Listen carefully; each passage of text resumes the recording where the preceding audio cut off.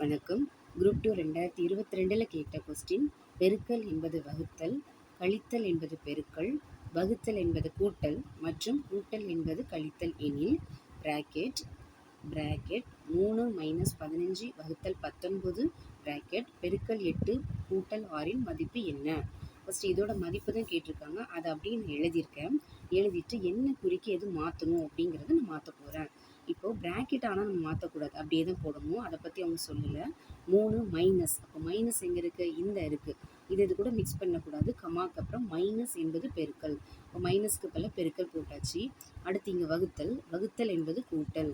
அப்போ கூட்டல் 19 பெருக்கல் 8, அப்போது பெருக்கல் என்பது வகுத்தல், கூட்டல் 6, கூட்டல் என்பது -6.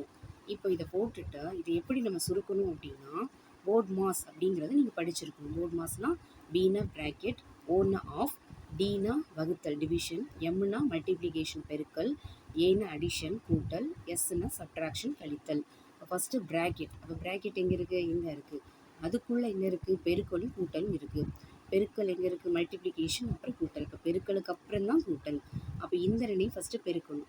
3 பெருக்கல் 15 45 கூட்டல் 19. இது அப்படியே இறக்கணும். வகுத்தல் 8 - 6.